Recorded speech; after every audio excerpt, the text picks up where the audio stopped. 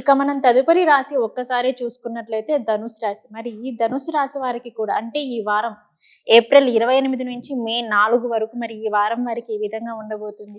ఉద్యోగస్తులకు కానీ, లేదంటే అన్ని రంగాల వ్యాపారస్తులకు కానీ, లేదంటే కుటుంబ సభ్యుల పరంగా కానీ, సో వీరందరికీ వ్యాపార పరంగా చూసుకున్నట్లయితే, ఆదాయం పరంగా చూసుకున్నట్లయితే మరి ఏ విధంగా ఉండబోతుంది? అలాగే స్త్రీ పురుషులకు కూడా ఎలా ఉండబోతుంది అనే అంశం గురించి మాకు తెలియచేయండి. అలాగే తల్లి. ధనుస్సు రాశి వారికి ఈ వారము చాలా బాగుంది అని తెలియజేస్తున్నారు. దూరపు బంధువుల నుండి అందిన ఆహ్వానం అనేటువంటిది చాలా సంతోషాన్ని కలిగిస్తుంది.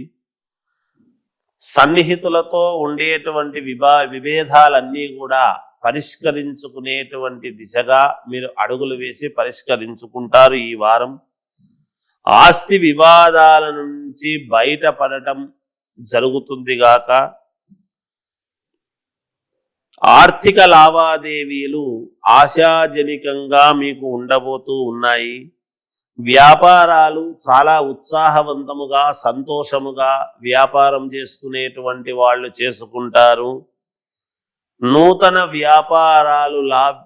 వ్యాపారాలు ప్రారంభించి మంచి లాభాలు అనేటువంటివి జరుగుతాయి.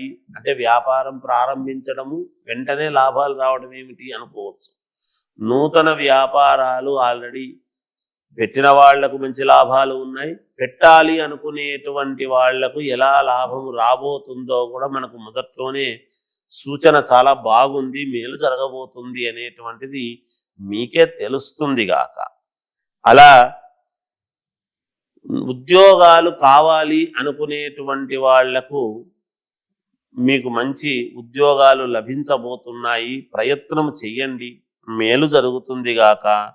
నిరుద్యోగులకు నూతన అవకాశాలు తప్పకుండా లభించి తీరుతాయి. వారం చివరిలో కాస్త ధన వ్యయం, అనుకోని విధముగా డబ్బు ఖర్చు కావటం అనేటువంటిది జరగవచ్చునేమో.